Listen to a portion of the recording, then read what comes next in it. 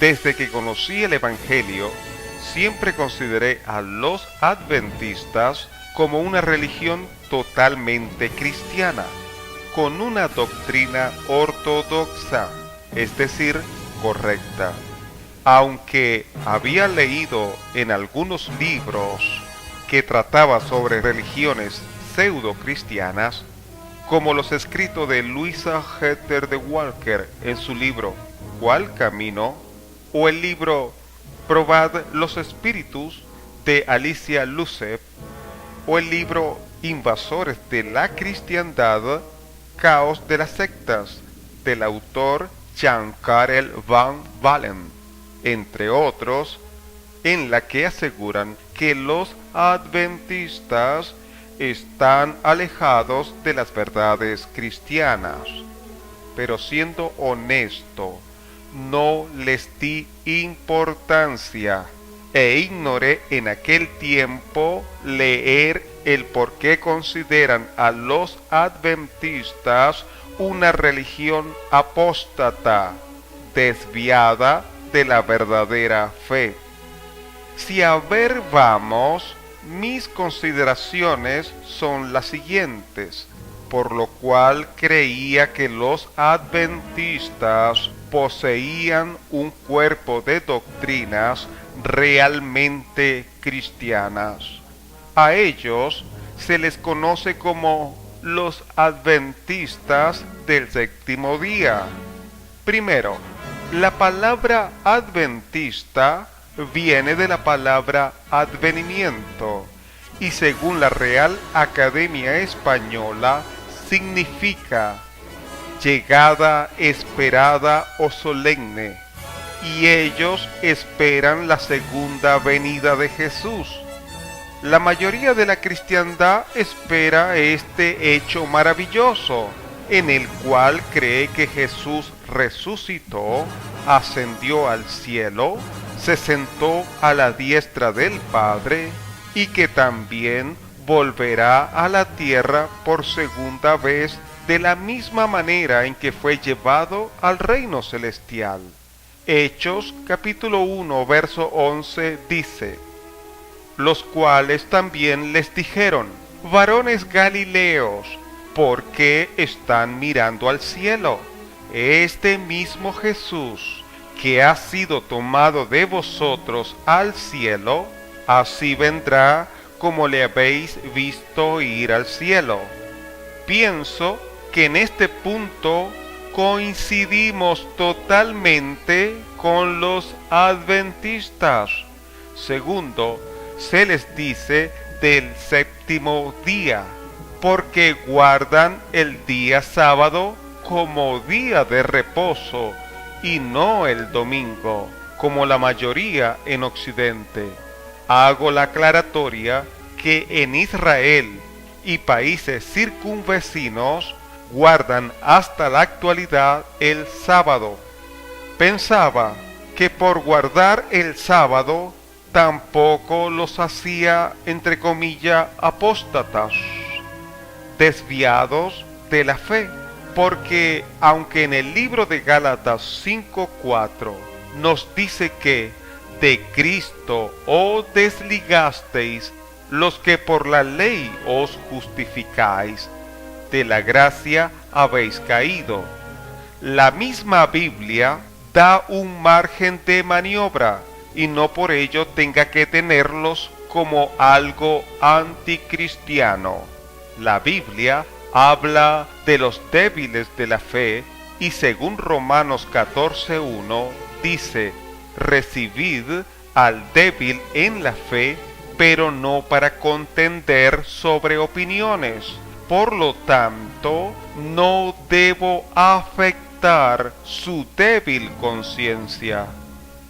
Y en el mismo capítulo 14, pero en el verso 5, dice: uno hace diferencia entre día y día, otro juzga iguales todos los días. Además, añade en el mismo versículo: cada uno esté plenamente convencido en su propia mente. La Biblia, como autoridad, nos dice que para uno todos los días son iguales, pero para otros un día es más especial que otro. Entonces, ello me da margen de maniobra para comprender que si por guardar un día no necesariamente alguien ha caído en la ley mosaica, sino que es por motivo de conciencia.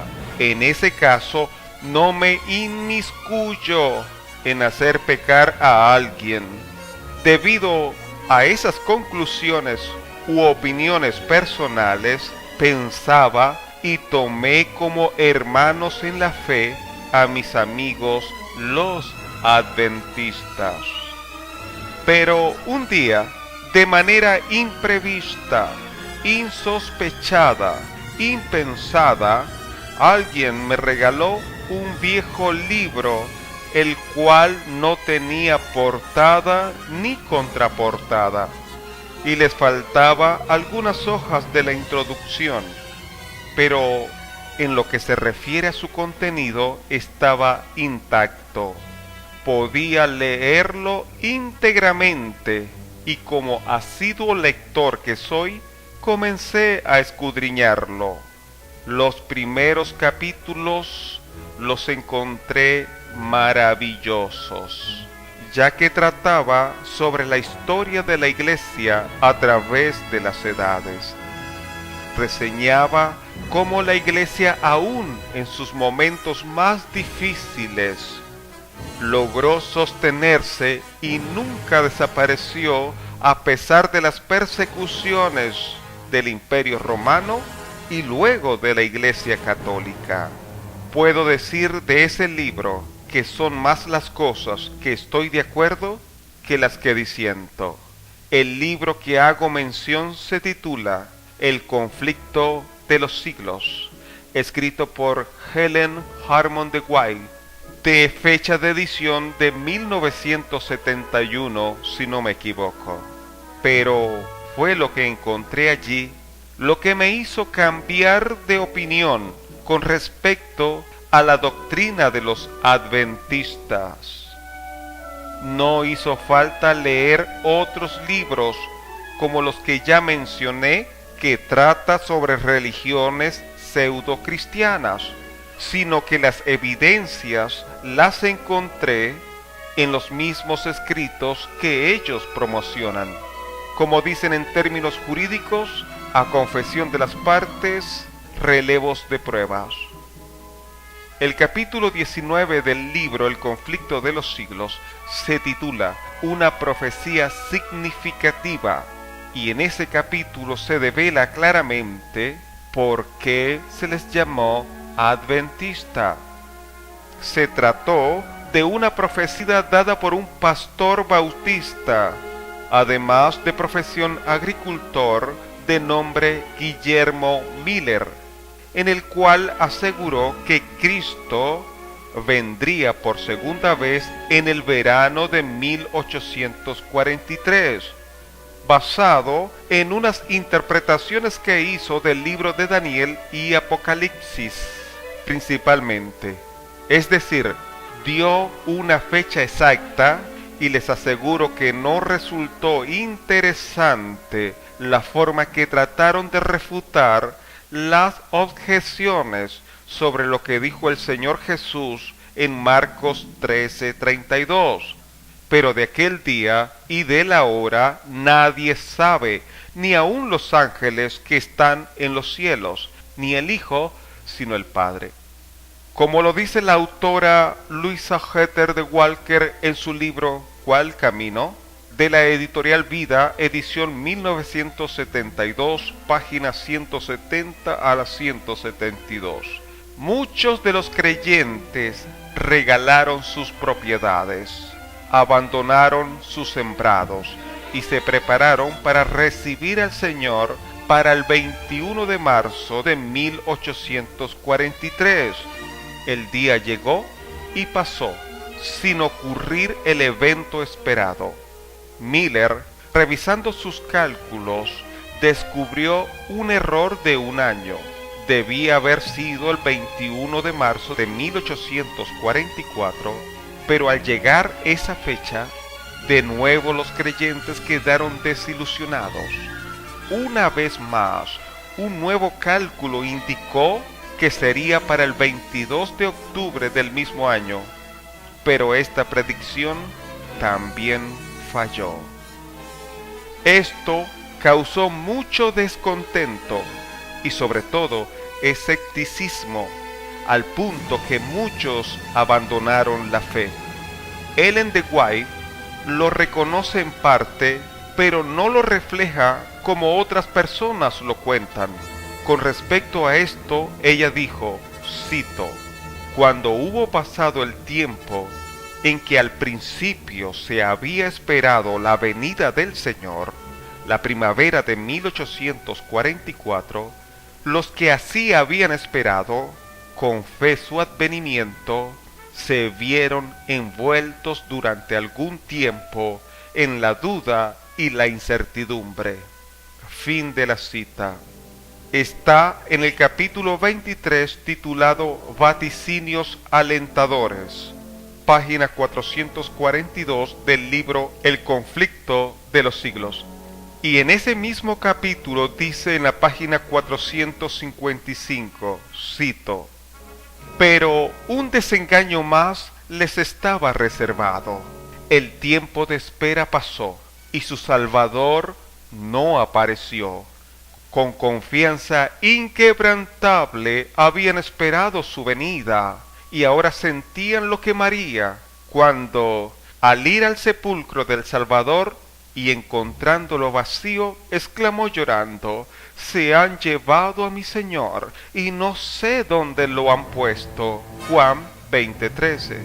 Un número notable de los que habían profesado creer en la próxima venida del Señor abandonaron su fe. Algunos que habían tenido mucha confianza quedaron tan hondamente heridos en su orgullo que hubiesen querido huir del mundo. Los creyentes fervientes y sinceros lo habían abandonado todo por Cristo y habían gozado de su presencia como nunca antes. Creían haber dado su último aviso del mundo y, esperando ser recibidos prontos en la sociedad de su divino Maestro y de los ángeles celestiales, se habían separado en su mayor parte de los que no habían recibido el mensaje. Fin de la cita. También narra este episodio Dudley Marvin Conrad en su libro Mi renuncia al adventismo del séptimo día. Quien fuera en otrora pastor adventista durante 28 años y quien compartió y convivió y mantuvo gran amistad con los fundadores del adventismo, entre ellos el pastor James White y su esposa Ellen de White. Él escribió, cito, «Por sus frutos los conoceréis». Como por 4 años el millerismo creó una gran excitación en unos pocos estados. Las iglesias se dividían o se disolvían.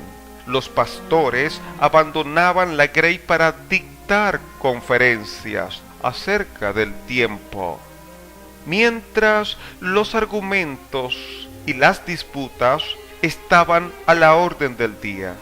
En miles de casos, al acercarse la fecha fijada, los adventistas no solo abandonaban sus empleos y sus negocios, sino que regalaban sus propiedades. Las cosechas eran dejadas sin recoger y la mercancía era distribuida sin costo alguno, de manera que muchos que habían sido acaudalados se quedaron sin un centavo. Después de que la fecha pasó, estos últimos quedaron en la indigencia y sus familias sufrieron. Muchos tuvieron que ser arrestados y puestos bajo custodia para proteger a sus familias. Entonces, el más desordenado fanatismo brotó aquí y allá, lo cual atrajo desgracia sobre el nombre mismo de la religión. Muchos decían que el Señor había venido, que el tiempo de oportunidad había terminado, que era pecado trabajar, que todas las propiedades debían ser tenidas en común, que todas las iglesias eran apóstatas, Babilonia, etc. Algunos adventistas tenían esposas espirituales, algunos se pasaron a los cuáqueros, muchos regresaron a las iglesias, algunos se dieron a la desesperación y cientos cayeron en la duda y la infidelidad. Infidelidad significa que dejaron de ser creyentes. Exactamente lo que podía esperarse que sucedería. La gloriosa doctrina del segundo advenimiento fue cubierta de vergüenza. Satanás se regocijó mientras la causa de Cristo se perjudicó grandemente. Como prueba de estos hechos, me refiero al testimonio de miles que ahora viven y a las obras publicadas por los mismos adventistas. De esta manera, el pastor adventista Uriah Ud Smith se ve obligado a decir, abro comillas, el cuerpo adventista era una unidad en 1844 y su testimonio sacudió al mundo. Repentinamente su poder fue quebrantado, su fuerza paralizada. Pasaron más allá del punto de los que esperaban y no vieron sus esperanzas realizadas. Que se había cometido un error en alguna parte, nadie podía negarlo. Desde ese punto en adelante, la historia de la mayoría de aquel pueblo, que una vez había sido feliz y unido, ha estado marcado por la discordia, las divisiones, la contusión, la especulación, los nuevos errores, las nuevas decepciones, la desintegración y la apostasía. Cierro comilla, El Santuario, página 13 y 14. Mantuvieron a sus hijos fuera de las escuelas por años, porque decían que el tiempo que quedaba era tan corto que ya no necesitarían educación. Esos niños ahora tienen nietos. Regalaron sus posesiones en 1844 porque decían que no las necesitarían después de ese tiempo. Fin de la cita.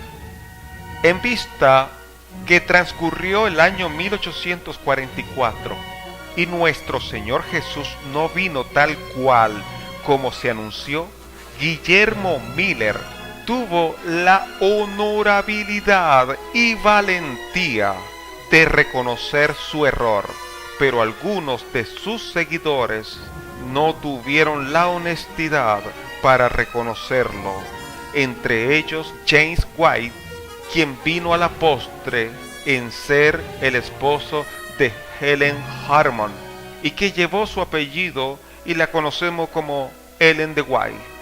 James White encabezó con Ellen y varios seguidores el movimiento que hoy conocemos como Adventistas del Séptimo Día.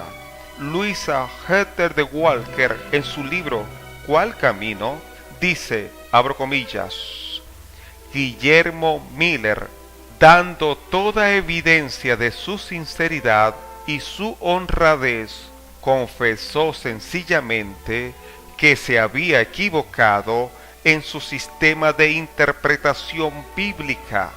Se necesita cierta grandeza de alma o gracia del Señor para reconocer abiertamente su propio error.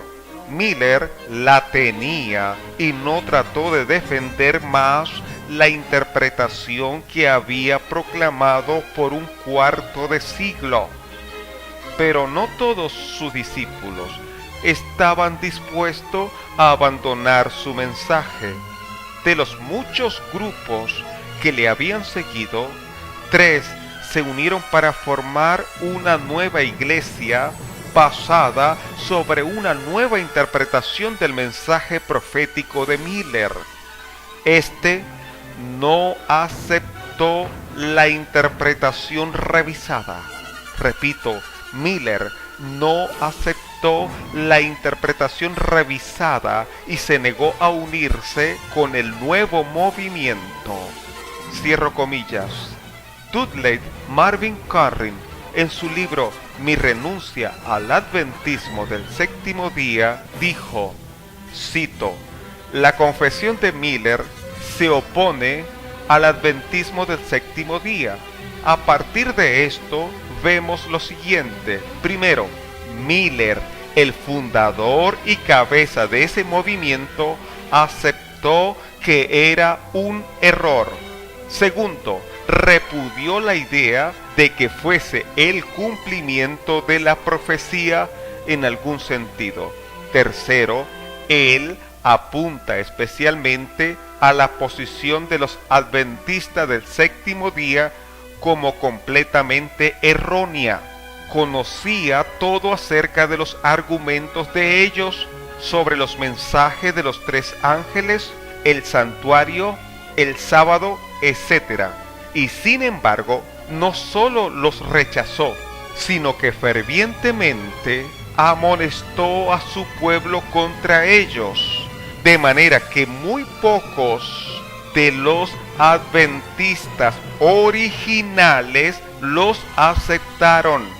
Sobre este punto, oigamos a la señora White misma, abro comillas, vi a dirigentes que observaban atentamente a William Miller, temiendo que abrazara el mensaje del tercer ángel y los mandamientos de Dios.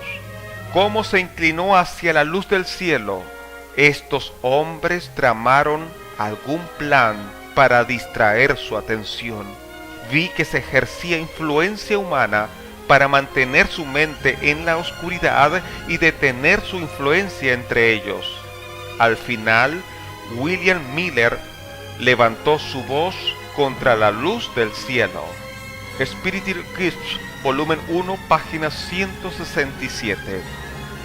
De esta manera, el padre y fundador del adventismo condenó y se opuso a la posición que los adventistas del séptimo día habían tomado en relación con su propia obra. Tuvo el buen sentido de ver y fue lo bastante honesto para confesar que era un error, pero ellos no quisieron admitirlo. Sabían más que él mismo. Insistían en que era un maravilloso cumplimiento de Apocalipsis 14, versos 6 y 7. Miller lo niega. De esta manera, se verá que los adventistas del séptimo día dan a la obra de Miller una interpretación que él mismo condenó. Ni un solo hombre prominente en la obra de Miller abrazó jamás los puntos de vista de los adventistas del séptimo día, sino que se opusieron siempre a ellos como fanáticos y como sostenedores de un punto secundario en disputa.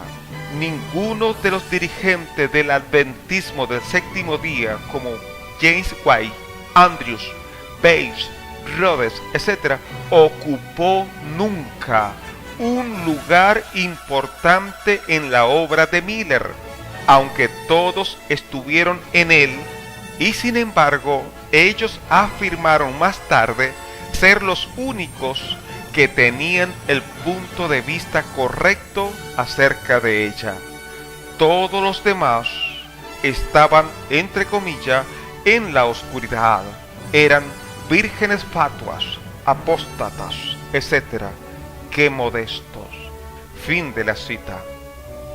Tal como fue pregonado, anunciado, predicho profetizado el evento de la venida de Cristo, así no ocurrió. Está registrado en los anales de la historia con el nombre de el Gran Chasco. Pero de allí surgieron 3 puntos doctrinales de los 4 que diferencian a los adventistas de todas las organizaciones cristianas, a excepción que tienen en común un punto con los amigos testigos de Jehová, que es la doctrina del sueño del alma tras la muerte. Debido a que Jesús no vino en 1844, como lo habían pregonado, se vieron forzados a hacer una maniobra hermenéutica y exegética para darle coherencia a su desatino, en vez de reconocer tal caso como lo hizo su precursor Guillermo Miller. El día después de la gran desilusión, Hiram Edson, un discípulo ferviente y amigo personal de Miller, tuvo una, entre comillas, revelación. En ella comprendió que Miller no estaba equivocado en cuanto a la fecha, sino en cuanto al lugar. Dijo que Cristo había entrado el día anterior en el santuario celestial, no en el terrenal, para hacer una obra de purificación en él. ¿Cómo hacer para comprobar que ese evento ocurrió tal cual afirmaron después los adventistas? ¿Quién podía ir allá y corroborarlo?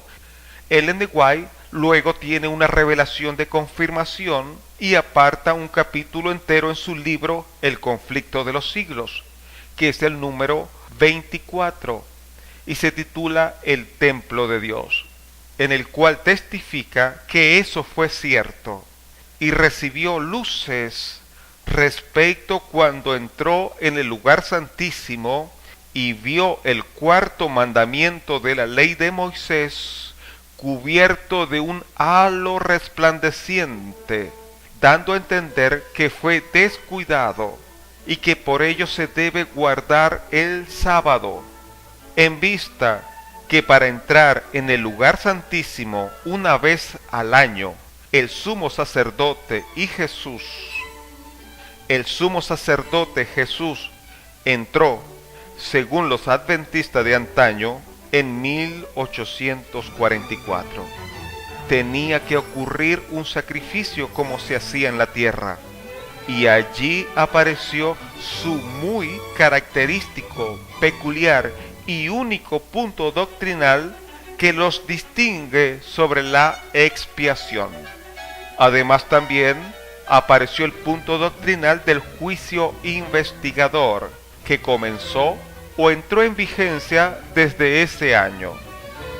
Todos esos puntos doctrinales, si el Señor me lo permite, lo estaremos abordando en programas posteriores, y su desviación bíblica está relacionada con la segunda venida o advenimiento de nuestro Señor Jesucristo en 1844. El título del programa: A mis amigos los adventistas, y quien les habló, su amigo Omar.